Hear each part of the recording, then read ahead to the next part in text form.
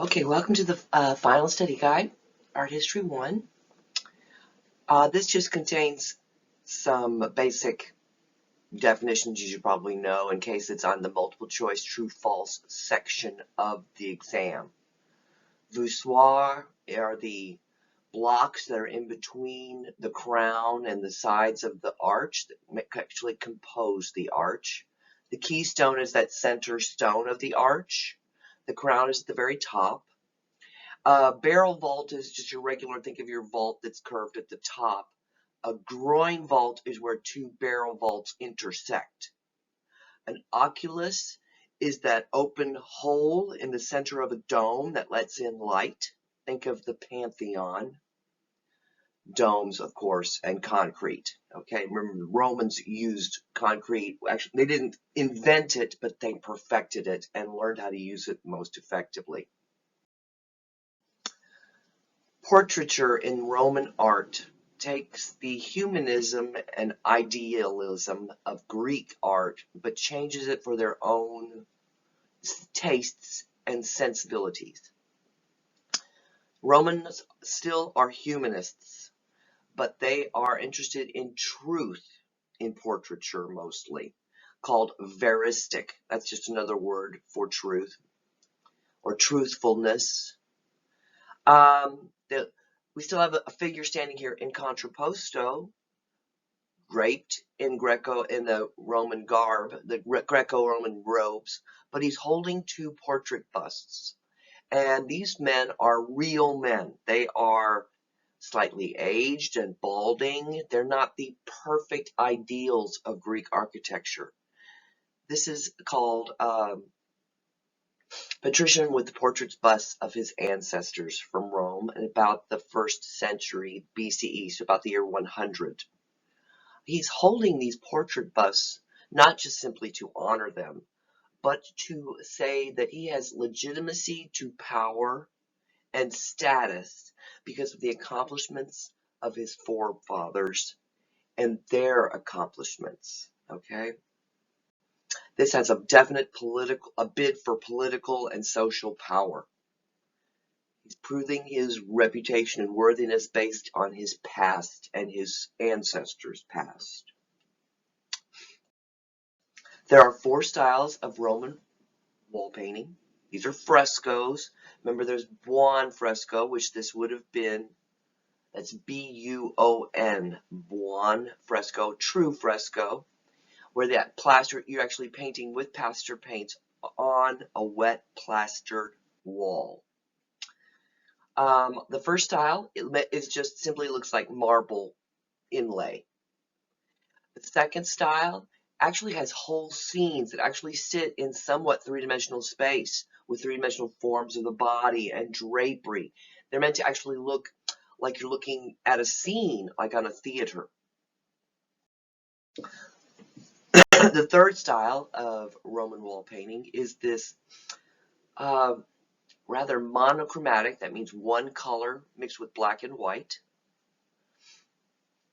But it's got this very fine geometric and fanciful detailing, linear sort of designs around it. Okay. The fourth style is a mix of both, almost looks like paintings of a museum hung with open windows being painted as well with little sculpture in them. They just looks that way. They aren't really there. And it's a faux marble at the bottom. So think of that fourth style as being a mix of all of the styles together. After Rome falls in about the year 400,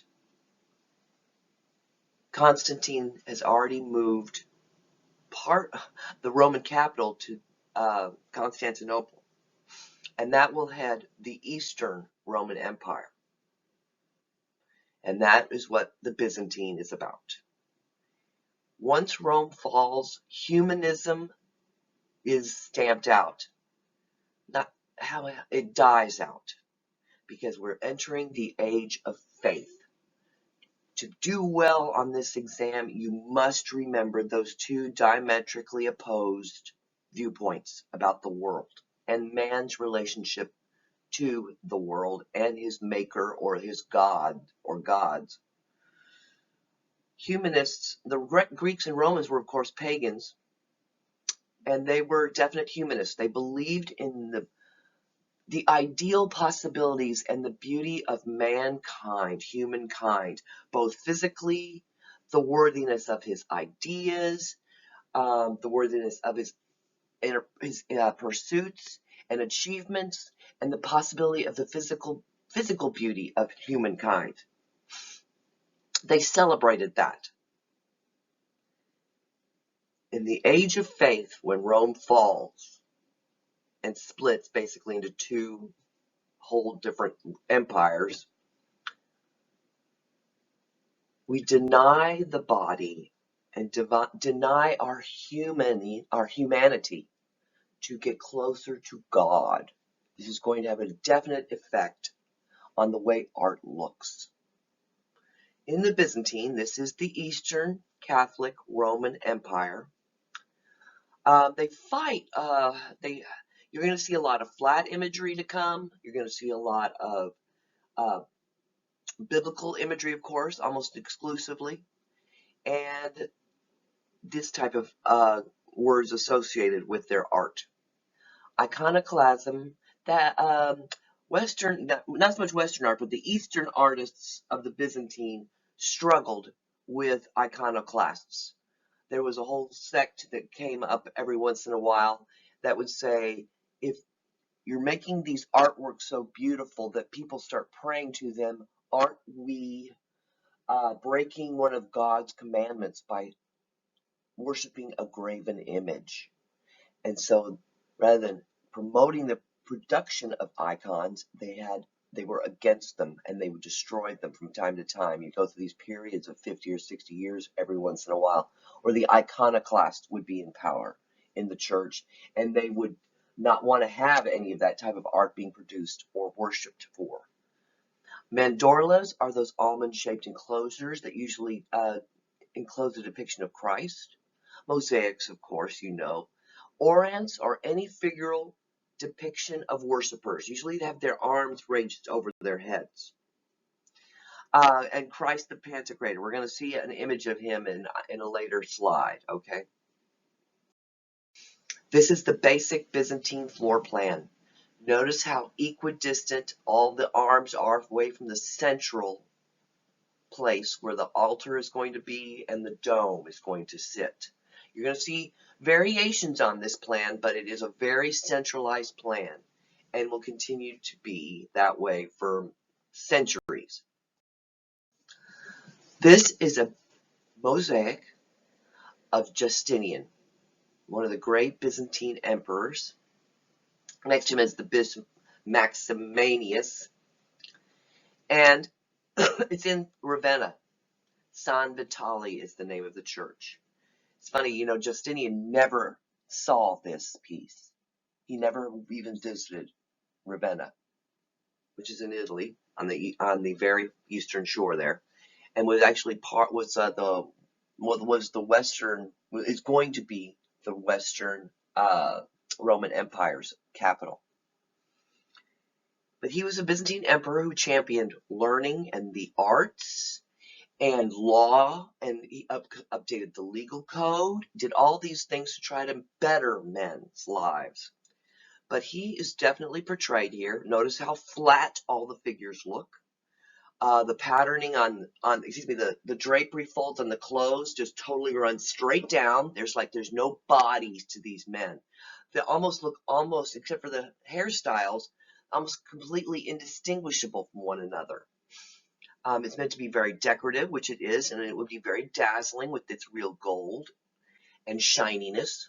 But it shows Justinian here, robed in purple, that's actually purple, holding part of the Eucharist here.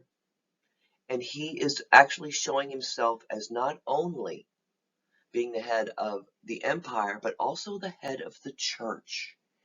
It's important that this mosaic is physically placed directly across the church from the mosaic of Christ himself.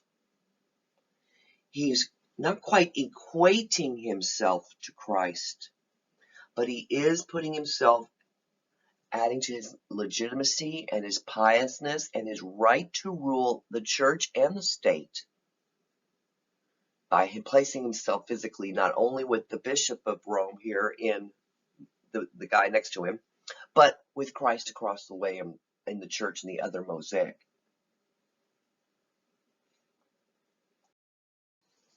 The penitive is on your left here on the slide, and that's that outer sort of semicircular arched triangle there. That's one of the ways that they would, in the Byzantine, were able to devise a dome sitting on top of a squared base. Okay, they had to make that transition. The penitive does that, and inside the squinch is that scoop out in the corners.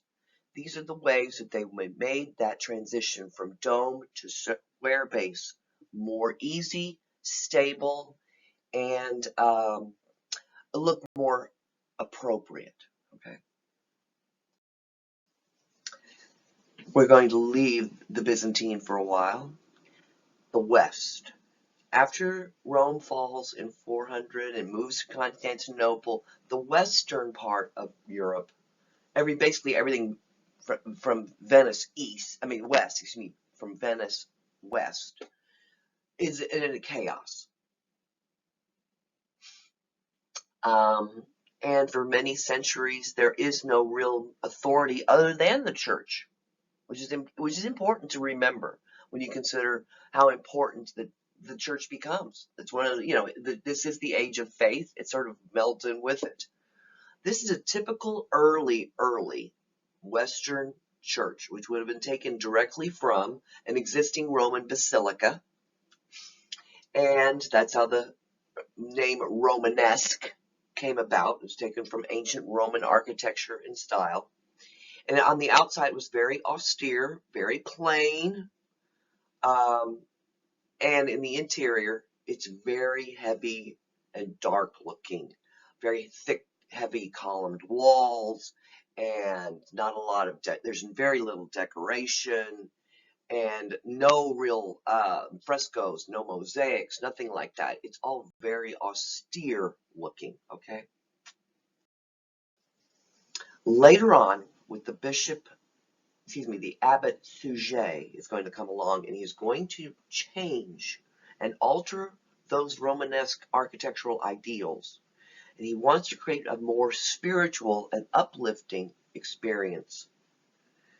So he wanted to lengthen the walls.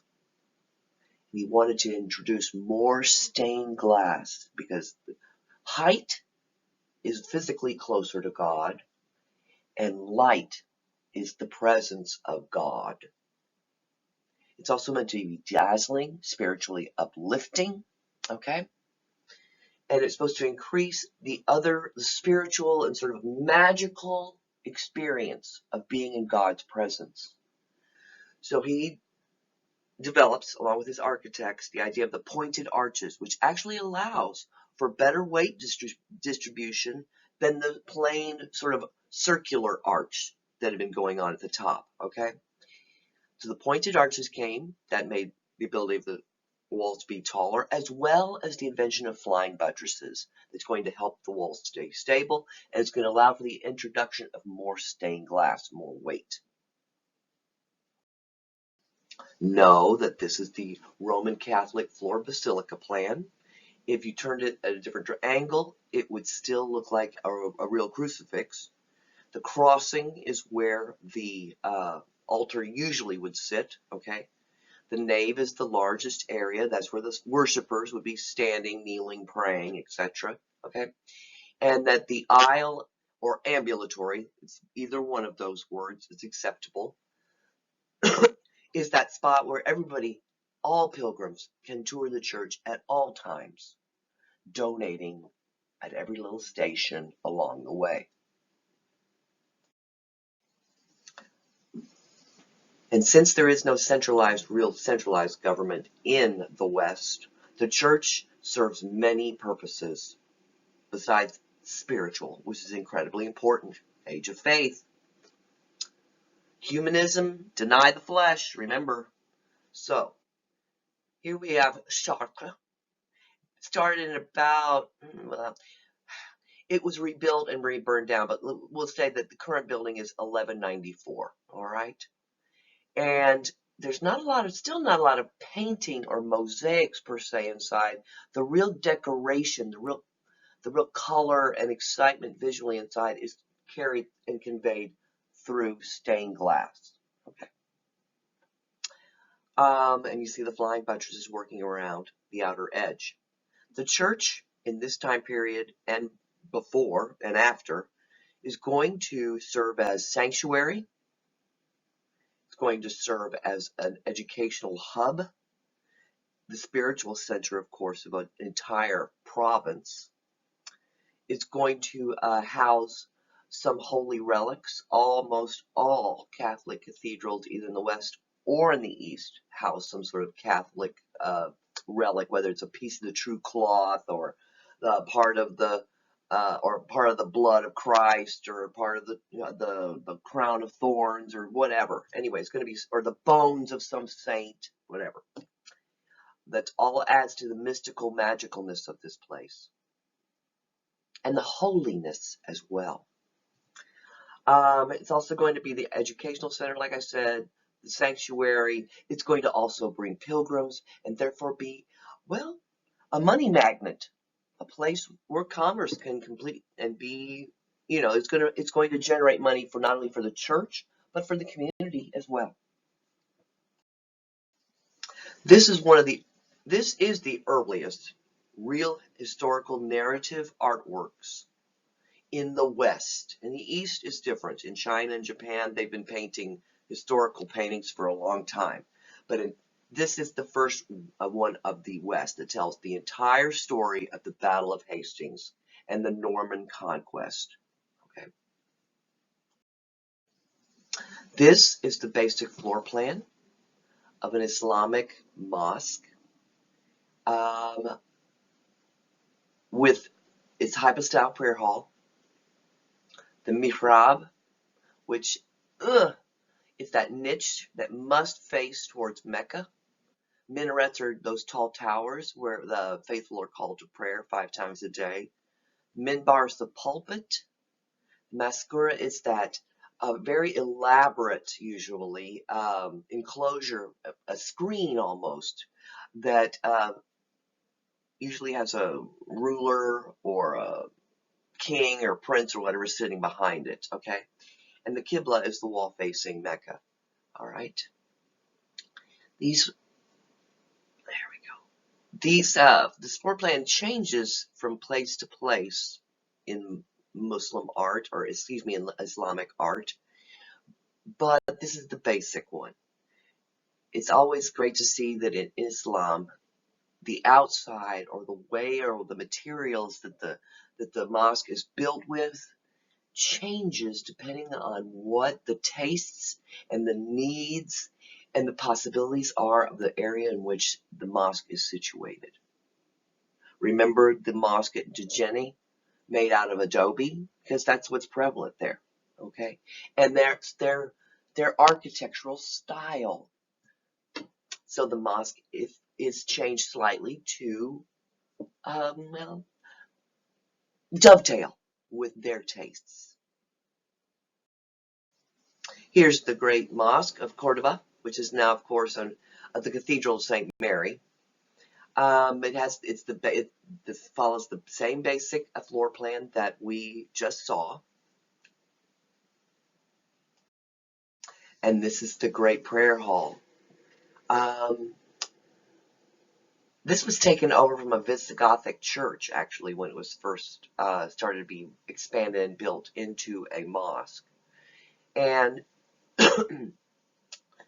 the whole hall, the top roof actually ended right where those first rows of arches are. And to lengthen it, this is the way they decided to do it, with this double arch. And it creates sort of a mesmerizing look to that hypostyle hall, which is not on purpose, supposed to kind of get you into that meditative state that is so important in Islamic art and Islamic experience. Okay. All right. This is actually a painting from Byzantine. Okay, this is actually from Greece and Egypt. And we notice the people here very flat. The throne looks completely flat. Lots of decorative gold around the heads. It's meant to be instructive. It's meant to be decorative. It's meant to be inspirational. Okay. This is the beginning of the Age of Faith, and this is a style that will stay in the Byzantine forever. Okay. Here's another one. This one is from Greece, 1100. This is Jesus raising Lazarus out of the tomb. Space is not believable. There is no sky. It's simply a gold ground because remember, this is a magical event. It's meant to be spiritual, not realism. Not interested in that. Not interested in the natural world. We have the drapes looking simply like strange patternings on everyone's body. The space is unbelievable. I don't know how, the bodies are totally out of proportion. They're flat. And they're not meant to, they look like they're almost like they're made out of coloring book characters. But it's not meant to. It's meant to be easily read, meant to be thought about, prayed about, inspired by, okay? This is the slide with Christ the Pantocrator, one of those many images. When you see Christ holding the book, looking severe, usually he's got one hand up with a finger up, one point his index finger. It's not so clear here. That is him as the harsh judge of humanity and Lord of the universe. He's actually getting to pronounce, okay? And this is from the East as well, the Byzantine. Notice again the flat face of Christ, that way that they've showing the folds of his skin, just like linear sort of lines. The fingers are all splayed and strange looking to our eyes, okay? But it's not meant to look realistic. It's simply meant to be a symbol. So that style is going to continue on both forever in the Byzantine. And it will be in the West until about the year 1200 to 1250, when there is a resurgence and a renewal and a rebirth, hence the word Renaissance, in the thoughts, teachings, philosophy, art of ancient Rome and Greece. And there's going to be a rediscovery of humanism.